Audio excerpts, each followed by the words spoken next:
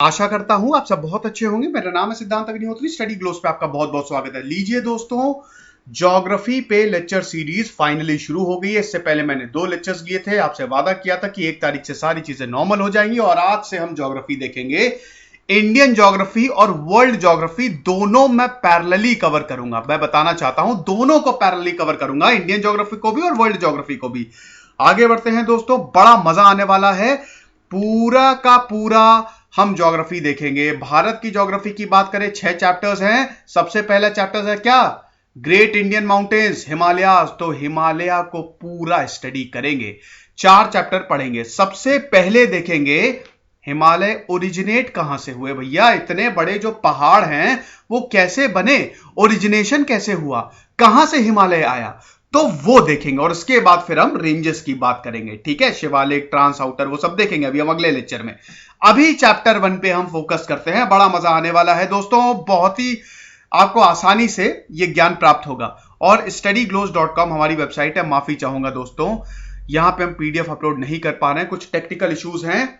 बहुत ही जल्द PDF upload हो जाएंगे और अगर नहीं होती है तो मैं फेसबुक पेज studyglows.com के नाम से बना दूंगा, वैसे भी बनाना ही है, तो वहां पे मैं पीडीएफ डालूंगा, वहां से ले लीजिएगा। तो चलिए दोस्तों आगे बढ़ते हैं। सबसे पहले देखते हैं कि भैया हमारी दुनिया कैसी थी पहले। देखिए, हम चलते हैं इतिहास में। अब ये इतिहास 100 साल पुराना नहीं है, ये करोड़ों साल पुराना है। 250 मिलियन ईयर्स एगो, हम करोड़ों साल पहले की बात कर रहे हैं।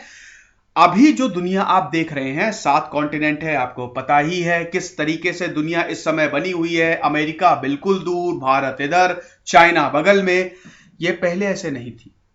सारे कॉन्टिनेंट्स एक दूसरे से जुड़े हुए थे दोस्तों। एक साइंटिस्ट थे, अल्फ्रेड वैगनर। साइंटिस्ट तो बोलना सही, वैसे बोल भी सकते हैं, मीटरोलॉजिस्ट थे, ठीक है, सबसे बड़े, और जिन्होंने इस पूरी थ्योरी को समझा दिया कि पहले दुनिया कैसी थी, दुनिया का भूगोल कैसा था। तो उन्होंने बताया था, अल्फ्रेड वैगनर। वैसे बता दूं, ओरिजिनेशन ऑफ हिमालय की अगर बात करें तो कोबर के सिद्धांत को सबसे ज्यादा ऊपर बोला जाता है, क्योंकि जो भी कमी थी वो कोबर ने बाद में बता दी थी, ठीक है। तो ये क्वेश्चन आता है अक्सर कि कोबर का मतलब ओरिजिन ऑफ हिमालयास, ये थ्योरी जो है, मॉडिफाइड थ्योरी किसने दी है, तो आप लगाएंगे कोबर। खैर अभी हम उनकी बात नहीं करेंगे। अल्फ्रेड वैगनर की बात करें तो ये एक मेटेरोलॉजिस्ट थे, बड़े ही क्यूरियस इंसान थे। इन्होंने जब देखी पूरी दुनिया को, तब इन्होंने सोचा कि क्या हमारी दुनिया शुरू से ही ऐसी थी। ये क्यूरियस हो गए, क्यूरियोसिटी उठी, इन्होंने सवाल पूछने शुरू किए, जवाब खोजने चालू कर दिए। और जवाब जब इन्होंने खोजा तो पूरी दुनिया को हैरान कर दिया, क्योंकि उन्होंने ये पाया कि ये दुनिया पहले एक थी। जितने भी कॉन्टिनेंट्स हैं वो आपस में जुड़े हुए थे। आप देख सकते हैं, आज से करोड़ों साल पहले ट्रायसिक पीरियड में, जिसको बोला गया पैंजिया, सुपर कॉन्टिनेंट, एक कॉन्टिनेंट, सारे कॉन्टिनेंट्स को मिला के एक कॉन्टिनेंट, पैंजिया। उसके बाद पता है क्या हुआ? टेम्परेचर डिफॉर्मेशन की वजह से, टेम्परेचर डिफरेंस, हमारे जो एटमॉस्फेयर चेंज हुआ उसकी वजह से, और जो पूरी जियोलॉजी चेंज हुई, कॉन्टिनेंटल ड्रिफ्ट आया। कॉन्टिनेंट्स एक दूसरे से ड्रिफ्ट किए, मतलब ये सब टूट टूट के अलग होने लगे। एक यूरोप बन गया, एक एशिया बन गया, एक ऑस्ट्रेलिया बन गया। सारे लोगों ने बोला पागल हो गया लगता है ये इंसान, थोड़ा दिमाग खिसक गया है इसका। अल्फ्रेड जो है, अल्फ्रेड भैया पागल हो गए हमारे, कॉन्टिनेंट मूव कर रहे हैं, कमाल की बात है, ये सब अलग हो रहे हैं, सबूत दो, सबूत, ऐसे कुछ नहीं चलता। तो अल्फ्रेड वैगनर को सबूत देने थे। उन्होंने फिर कॉम्प्रिहेंसिव इसकी स्टडी चालू कर दी, अपना पूरा जीवन जो है वो लगा दिया। मैं कॉन्टिनेंटल ड्रिफ्ट समझा रहा हूं दोस्तों, क्योंकि हिमालय के लिए यही सबसे इंपॉर्टेंट है और यह समझना बहुत ज्यादा जरूरी है। अभी मैं बताऊंगा, वो हिमालय पे आऊंगा पूरा। तो कॉन्टिनेंटल ड्रिफ्ट हुए। अब यहां पे सबसे पहला जो एविडेंस वैगनर ने दिया, अपैरेंट फिट। अपैरेंट फिट, इसका मतलब क्या है कि अगर आप अभी दुनिया को देखें, 7 कॉन्टिनेंट्स हैं, आप उनके शेप देखिए, ऐसा नहीं लगता पजल्स हैं। पजल्स के पीसेस किसी ने ऐसे बिखरा दिए हो। आई होप आपने पजल तो बनाया ही होगा, पीसेस को बिखरा के उसके बाद सबको जोड़ना। तो जब नक्शा इन्होंने बनाया, देखा, उसके बाद जब एक एक कॉन्टिनेंट के सरफेसेस को एक दूसरे से जोड़ा, तो इस तरीके से आ रहा था। मतलब जो सरफेसेस थे, जो कंट्रीज के सरफेसेस थे, वो एक दूसरे से बिल्कुल फिट बैठ रहे थे। इसका मतलब कि पहले 110% ये सारे कॉन्टिनेंट्स एक रहे होंगे। दूसरा एविडेंस, 4 एविडेंस दिए थे। दूसरा evidence fossil correlation. Fossil correlation मतलब भैया हम मर जाते हैं, मतलब जो भी लोग मरते रहते हैं, जानवर मरते रहते हैं, तो वो क्या करोड़ों साल बाद फॉसिल्स हो जाते हैं। ठीक है, कुछ नहीं बचता, हड्डियां बचती हैं और उनका जो ऑर्गेनिक वेस्ट बचता है, तो इनको फॉसिल्स बोला जाता है। बाद में यही पेट्रोल और कोल बनाते हैं। तो ये जो फॉसिल्स हैं, एक फॉसिल्स हर कॉन्टिनेंट पे, एक से ज्यादा कॉन्टिनेंट पे आया, इसका मतलब जाहिर सी बात है कि ये जो जितने भी जानवर हैं, इन सबका जो फॉसिल कोरिलेशन है, फॉसिल्स मैच करते हैं, जाहिर सी बात है ये सब एक पे होगा, मतलब ये सब एक दूसरे से जुड़े होंगे। तो फॉसिल कोरिलेशन दूसरा एग्जांपल हो गया।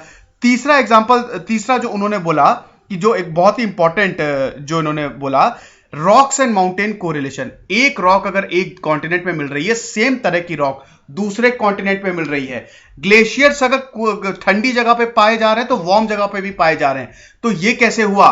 सब जुड़े होंगे तभी तो पॉसिबल है ना। और चौथा कोल का फॉर्मेशन। तो ये 4 एविडेंस दिए थे जिससे ये पता लग गया कि ये जो पूरी दुनिया अभी है, ये पहले एक सुपर कॉन्टिनेंट एक दूसरे से जुड़े होंगे, जिसको पैंजिया बोला जाता था। पैंजिया नाम दिया मतलब। ठीक है, तो ये चीज है। अब दोस्तों यहां पे अब हम प्लेट्स की बात करते हैं। प्लेट्स की अगर बात करें तो यहां पे 2 प्लेट्स की हम बात करेंगे। एक यूरेशियन प्लेट, आपको भारत दिख रहा है, देख सकते ना आप, इंडिया, पहले इंडिया ऐसे था, है ना। और ये देखिए चाइना, और ये देखिए रशिया। ठीक है, आपको दिखा कि नहीं? बड़ा मजा आता है दोस्तों। ज्योग्राफी एक बहुत ही ज्यादा इंटरेस्टिंग सब्जेक्ट है। मुझे नहीं पता लोगों को बोरिंग क्यों लगता है, इतना बढ़िया सब्जेक्ट है। अगर आप इसको स्टडी करें तो मजा ही आ जाए। और ये पूरा टीथेस सी। ठीक है, तो अब ऐसा है कि यहां पे हम प्लेट्स की बात करेंगे। भारत की जो प्लेट है, भारत जिस प्लेट पे है, ये साउथ मोस्ट पार्ट जो आप देख रहे हैं पैंजिया कॉन्टिनेंट का, या ध्यान रखिएगा ये सुपर कॉन्टिनेंट है जो आज से 250 करोड़ 250 मिलियन से गो था। ठीक है, 250 मिलियन वर्ष पहले, मतलब कितना हो गया, 2.5 करोड़ साल। ठीक है, 2.5 करोड़ साल पहले जो ये पूरा सुपर कॉन्टिनेंट था उसको पैंजिया बोला जाता था। तो आई होप ये चीज आप समझ रहे होंगे, इसको थोड़ा सा ध्यान रखिएगा। तो दोस्तों ये जो पूरा साउथ का पोर्शन है पैंजिया का, इसको बोला जाता था गोंडवाना प्लेट। ठीक है, और इसको देख लीजिए, ये भारत और ऑस्ट्रेलिया एक ही प्लेट पे है ना। ठीक है, प्लेट मतलब लैंड मास। अब खैर उस पे अभी मैं ज्यादा, मुझे अपने आप को थोड़ा सा रोकना भी पड़ेगा, क्योंकि यहां पे ज्योग्राफी में अगर हम देखें तो बहुत सारे कंसेप्ट है, एक दूसरे से कनेक्टेड है, तो कंफ्यूजन ना हो इसलिए एक एक कंसेप्ट में अलग अलग लेक्चर्स में समझाऊंगा। तो आप देख सकते हैं भारत और ऑस्ट्रेलिया एक प्लेट पे, इसको इंडो ऑस्ट्रेलियन प्लेट बोला जाता था, जो कि इस गोंडवाना प्लेट यानी कि जो पैंजिया का साउथ सदर्न रीजन है, इसको बोलते थे गोंडवाना प्लेट। और ये जो नॉर्थ वाला रीजन है ना, इसको बोलते थे यूरेशियन प्लेट। और हिमालय का फॉर्मेशन यूरेशियन प्लेट और साउथर्न मतलब Gondwana plate, Indo Australian plate Gondwana plate का पार्ट था। गोंडवाना प्लेट क्या, ये साउथ रीजन पूरा का पूरा। इन दोनों प्लेट्स के टकराने से हिमालय का फॉर्मेशन हुआ। अब आप देख सकते हैं ये और अच्छा है, ये आप देख लीजिए यूरेशिया, और ये पूरा इसको, ये इतना जो पोर्शन है ना, इसको बोलते थे गोंडवाना प्लेट। और भारत और ऑस्ट्रेलिया इसको बोलते थे इंडो ऑस्ट्रेलियन प्लेट, जो कि गोंडवाना प्लेट का पार्ट था। ये चीज समझ में आई कि नहीं? और इसको बोलते थे यूरेशिया प्लेट। यूरोप और एशिया को मिला दीजिए, नॉर्थ अमेरिका, चाइना, रशिया, इन सबको पूरा कवर करता था। मैं बहुत ज्यादा बोर्ड गंदा कर देता हूं, मुझे माफ कर दीजिएगा। अब यहां पे कॉन्टिनेंटल ड्रिफ्ट शुरू होती है। देख लीजिए, सबसे पहले पर्मियन पीरियड। ठीक है, कोई दिक्कत नहीं है, 225 मिलियन ईयर्स अगो। देख रखते हैं ना कि डिस्टर्बेंस रीजंस है, अभी मैं फिलहाल उसमें नहीं जाऊंगा। ठीक है, टेम्परेचर डिफरेंस होता है दोस्तों, प्रेशर डिफरेंस होता है, प्लेट्स का डिस्टर्बेंस, बहुत सारी जियोलॉजी इसमें इन्वॉल्व है, अभी हम उसमें नहीं जाते हैं। ठीक है, तो आप देख सकते हैं ये पूरा का पूरा क्या कहते हैं कि ये जो टूटना है ये शुरू हुआ, मतलब कॉन्टिनेंटल का ड्रिफ्ट शुरू हुआ, एक दूसरे से टूटने लगे कॉन्टिनेंट्स। ठीक है, कोई दिक्कत नहीं है, ये टूटने लगे। दोस्तों मुझे लगता है मैंने शायद गलत बोल दिया था, आई थिंक $250 मिलियन 25 करोड़ होता है। ठीक है, तो ये थोड़ा सा कैलकुलेशन हो सकता है मेरी गड़बड़ हो गई हो, लेकिन 1 मिलियन में लगभग, अरे लगभग क्या, 1 मिलियन में 10 लाख होता है, तो आप उस हिसाब से कैलकुलेट कर लीजिएगा। अच्छा, एक चीज और बताना भूल गया, भारत जो है वो नॉर्थ वर्ड मूव करने लगा।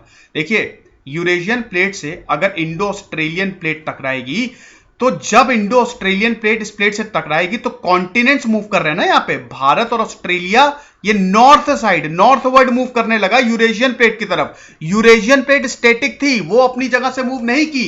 India Australia plate, Indo Australian plate मतलब गोंडवाना प्लेट का पार्ट था इंडो ऑस्ट्रेलियन प्लेट, वो मूव करने लगा यूरेशिया की तरफ। आप समझ गए।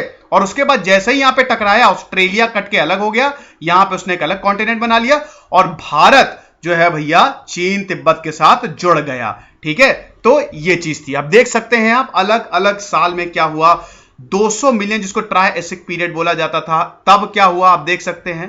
ठीक है, ये ऊपर वाली प्लेट को लॉरेशियन प्लेट भी बोला जाता है, लॉरेशियन प्लेट या अंगारा लैंड प्लेट। ठीक है, लॉरेशियन, अंगारा लैंड, यूरेशियन ये सब एक ही है। ठीक है, तो कोई दिक्कत नहीं होनी चाहिए। ये गोंडवाना, ये लॉरेशिया। ठीक है, अब देख सकते हैं कि 225 मिलियन ईयर्स एगो क्या था और उसके बाद 200 मिलियन एगोर्स क्या हो रहा है, टूटता जा रहा है। फिर उसके बाद 150 मिलियन एगो क्या हो, ईयर्स एगो क्या हो रहा है और टूटा। उसके बाद 65 मिलियन ईयर्स एगो क्या हुआ, क्रिटेशियस पीरियड, और ज्यादा टूटा। और फाइनली आज हम यहां पे खड़े हैं। तो देख सकते हैं ना, ये सब पजल्स हैं। यही तो वैगनर भैया ने बोला था ना कि सब पजल्स हैं, सबको ज्वाइन कर दो एक हो जाता है। तो ये चीज है। अब ये देख लीजिए, अब टीथीस सी की बात करते हैं। अब हम आ जाते हैं हिमालय पे। बैकग्राउंड क्लियर हो गया बढ़िया से। हिमालय कहां से, अब ये हिमालय का फॉर्मेशन कहां से हो गया, ये टीथीस सी है। यहां पे ये जो लॉरेशियन प्लेट है, यहां पे तिब्बत, ठीक है, टीथीस सी बीच में, भारत ऊपर की तरफ मूव कर रहा है। यूरेशियन प्लेट गोंडवाना प्लेट के बीच में है टीथीस सी, जो कि हुआ करता था। अब ऐसे बाद में जब रिसर्च की और उसके बाद देखा, जब पूरे फॉसिल्स की स्टडी हुई और सब कुछ, तो ये पाया गया कि सच में टीथीस सी था। ठीक है, टीथीस सी की भी हिस्ट्री बहुत बड़ी है, उसमें फिलहाल अभी हम नहीं जाते हैं। तो दोस्तों ऐसा हुआ कि भारत तो मूव किया, जैसे मान लीजिए ये यूरेशियन प्लेट है। ठीक है, मैं आपको बिल्कुल समझा रहा हूं बहुत ही अच्छे से। ठीक है, ये यूरेशियन प्लेट है। इंडिया मूव इधर पे करने लगा, भारत, ऑस्ट्रेलिया भी पार्ट था, ऑस्ट्रेलिया कट के बाद में अलग हो जाएगा।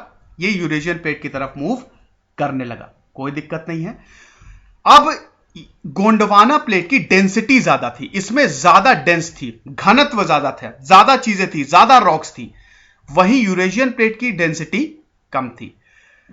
अगर मान लीजिए कि मैं पानी में एक कम डेंसिटी, मतलब जैसे मान लीजिए एक बॉल डालूं और एक पत्थर डालूं, पत्थर की डेंसिटी ज्यादा है तो पत्थर डूबेगा, सबडक्ट करेगा ना उसमें।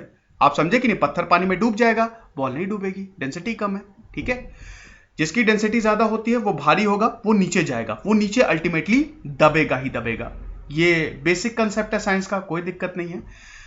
जब ये टकराई, बीच में टीथीस सी है, ठीक है, जब ये टकराया, जब, रुकिए मैं फिर से बना देता हूं क्योंकि ये कंसेप्ट है, बहुत ही ज्यादा समझने की जरूरत है। ये यूरेशियन प्लेट है, ये बीच में टीथीस सी है और यहां पे फिर टकरा गई हमारी गोंडवाना प्लेट और ये ऐसे सबमर्ज हो गई, ये नीचे चली गई। ये गोंडवाना प्लेट है, ये यूरेशियन प्लेट है, लेकिन गोंडवाना क्योंकि डेंसिटी ज्यादा थी तो ये जो है यूरेशियन प्लेट के नीचे चली गई। अब दोस्तों बीच में है समुद्र, एक प्लेट यहां एक प्लेट यहां। जैसे मान लीजिए, मैं आपको बहुत बढ़िया एग्जांपल देता हूं कि क्या कह सकते हैं कि मान लीजिए कि स्विमिंग पूल है, स्विमिंग पूल, ठीक है, आपके घर में एक स्विमिंग पूल है। एक स्विमिंग पूल के यहां पे कमरा है और एक स्विमिंग पूल पे यहां के कमरा है, और दोनों कमरों को एक साथ पास लाइए, स्विमिंग पूल पे बिल्कुल टच कर दीजिए। ठीक है, एकदम जो है यहां पे टच करने लगे दोनों कमरे स्विमिंग पूल से, और उसके बाद इन दोनों कमरों को पास में लाते आइए। क्या होगा, एक सबसे पहली चीज, पानी जो है वो निकलना शुरू कर देगा। भाई जाहिर सी बात है ना, पानी स्क्वीज होगा, दोनों सरफेस की वजह से पानी स्क्वीज होगा। और अगर पानी में सेडिमेंट्स हैं, मतलब बहुत सारे टुकड़े पड़े हुए हैं, रॉक्स पड़े हुए हैं, तो रॉक्स का लेवल जो है, जो सेडिमेंट्स का लेवल है, वो क्या होगा, राइज करना शुरू कर देगा। टीथीस सी क्या था दोस्तों, टीथीस सी में बहुत सारे सेडिमेंट्स डिपॉजिट्स थे, ढेर सारे फॉसिल्स, ढेर सारे मिनरल्स पड़े हुए थे। तो जब दोस्तों ये दोनों प्लेट एक दूसरे से टकराई तो यहां इन सेडिमेंट्स की वजह से भाई वो ऊपर की तरफ जाएंगे, राइज होंगे, अल्टीमेटली जो है पहाड़ का फॉर्मेशन, माउंटेन्स का फॉर्मेशन हुआ, माउंटेन्स बनी। क्यों, क्योंकि बहुत सारे मिनरल्स, फॉसिल फ्यूल्स इस टीथीस सी में थे और बाकी का जो समुद्र है वो यहां अगल बगल चला गया, बे ऑफ बंगाल में चला गया, कुछ पानी इधर, तो वो पूरा का पूरा हिमालय बन गया सेडिमेंट्स की वजह से। और जो गोंडवाना जो हमारी इंडो ऑस्ट्रेलियन प्लेट है वो इस यूरेशियन प्लेट के अंदर सबमर्ज हो गई। अब दोस्तों ऐसा बोला जाता है कि भैया ये यहां पे ये हमारी प्लेट है, ठीक है, और ये हमारे हिमालयाज बने, ठीक है, बहुत सारे सेडिमेंट्स थे ना समुद्र के अंदर, बहुत सारे सेडिमेंट्स थे, तो अल्टीमेटली उनका लेवल भी तो राइज होगा ना। जब दो सरफेस एक दूसरे के पास आएंगे तो लेवल राइज होगा, ठीक है। यहां पे क्या हुआ दोस्तों कि अगर ये इतना ज्यादा कोई चीज अगर ऊपर जा रही है तो उतनी ही चीज नीचे भी तो जानी चाहिए ना, बैलेंस आउट करना चाहिए ना। आई होप आप समझ रहे हैं कि नहीं, आई होप आप समझ रहे होंगे। मतलब अगर यहां पे पहाड़ बने हैं इतने ऊंचे तो इतना ही फिर खाई भी बननी चाहिए, बैलेंस आउट करना चाहिए ना, ऊपर जा रहा है तो नीचे भी होगा। तो दोस्तों ऐसा बोला गया कि एक बहुत भयानक बड़ी नीची खाई बन गई थी, हिमालय जो राइज हुआ था, जो पहाड़ इतना ऊंचा उठा, इसकी वजह से बहुत नीची खाई बन गई थी, मतलब बहुत गहरी खाई बन गई थी। हिमालय से जो नदियां आती थी वो यहां पे भरती गई, ढेर सारे सेडिमेंट्स को लेके आती गई, और यहां पे ढेर सारे सेडिमेंट्स को, हां अब ठीक है, तो यहां पे ढेर सारे जो ये खाई बनी और ये जो हिमालयाज है, ढेर सारे सेडिमेंट्स को जो नदियां गिर रही थी यहां से डिपॉजिट्स करती गई, और उसके बाद भैया इसी को आज हम कहते हैं नॉर्दर्न प्लेन्स। ये एलुवियल बाद में एलुवियल सॉइल बना दिया नॉर्दर्न प्लेन्स, इसीलिए बहुत ज्यादा फर्टाइल है क्योंकि सालों पहले नदियों ने इस खाई को भर दिया था, और जो कि बहुत सारे मिनरल्स थे। यहां से हिमालय दोस्तों बना, सबसे आसान लैंग्वेज में बताया है, मुझे नहीं लगता अब कोई दिक्कत होगी। और ऐसा बोला जा रहा है दोस्तों कि इसकी वजह से, क्योंकि ये 3 फेजेस में हुआ, ठीक है, 3 फेजेस में हिमालय का फॉर्मेशन हो, इसीलिए ट्रांस हिमालय, आउटर हिमालय, फिर लेसर हिमालयास, ट्रांस हिमालयास और ग्रेटर हिमालयास, ये 3 हिमालय के फॉर्मेशन हुए, ठीक है ना। तो ये रेंजेस बन गई क्योंकि 3 फेजेस में हुआ। और ऐसा बोला जाता है, बोला क्या जा रहा है, ये बिल्कुल सच बात है कि अभी भी हिमालय ऊपर उठता जा रहा है, क्योंकि प्लेट्स क्या है ना एक दूसरे से टकराती रहती हैं, ठीक है, और अभी भी ये टकराती, ये क्योंकि ये जो प्लेट्स है, जो भारत जिस प्लेट पे है वो अभी भी नॉर्थवर्ड मूव कर रहा है, और अगर अभी भी नॉर्थवर्ड मूव कर रहा है तो हिमालय इसका मतलब अभी भी उठता जा रहा होगा। तो बिल्कुल सही चीज, हिमालय की हाइट अभी भी बढ़ रही है। ये पूरी हिस्ट्री है दोस्तों, ये सब मैं ऑलरेडी बता चुका हूं, तो मैं ये देखूंगा नहीं। 1 सेंटीमीटर पर ईयर, हर साल 1 सेंटीमीटर बढ़ता जा रहा है। इसका मतलब अभी चौथा फेज, अभी तक हमने 3 फेज देखे, ठीक है ना, हिमालय के 3 फेज देखे, तभी तो वो 3 रेंजेस बनी है ना, 3 पार्ट में हिमालय को डिवाइड करते हैं। लेकिन चौथा फेज, एक और फेज अब बनेगा, एक और रेंज बनेगी जो कि एक्सप्लेन करेगी। और इसी के चक्कर में दोस्तों वहां पे बहुत सारे भूकंप भी आते रहते हैं, अर्थक्वेक भी आते रहते हैं, ठीक है। तो ये चीज है, अब देखते हैं भैया आगे क्या होता है, वो तो देखने पे ही पता चलेगा। अब एक और रेंज बन जाए तो बहुत बढ़िया है। लेकिन बता दूं, अच्छा एक चीज मैं और बताना भूल गया, फोल्डिंग क्या होती है। अच्छा हाँ, ये तो बहुत इंपॉर्टेंट कंसेप्ट है, ये तो मैंने बताया नहीं। हिमालय का जो फॉर्मेशन है ये फोल्डिंग की वजह से हुआ, ठीक है ना, इसीलिए अक्सर इसको बोलता है कि जियो सिंक्लाइन प्रोसेस है, ठीक है। मतलब फोल्डिंग मतलब क्या होता है, फोल्डेड माउंटेन्स, हिमालय जो है फोल्डेड माउंटेन है। देखिए आपके पास कारपेट होगी, ठीक है, एक सिरा आपका भाई पकड़े, दूसरा सिरा आपका भाई पकड़े, ये कारपेट है, इधर से आप फोर्स लगाइए, इधर से आप फोर्स लगाइए, यहां तक लेके आइए कारपेट को। जब आप इतनी पास लेके आएंगे तो आप देखेंगे कारपेट पहले आपकी ऐसे थी, उसके बाद जब आप पास लेके आएंगे तो इस तरीके से फोल्ड हो जाएंगे, उसके जो रीजन से इस तरह के फोल्ड हो जाते हैं ना, इसी को कहते हैं फोल्डिंग, ठीक है। ये जो डीफॉर्मेशन होता है जियोलॉजिकल प्रोसेसेस की वजह से, ये होती है फोल्डिंग।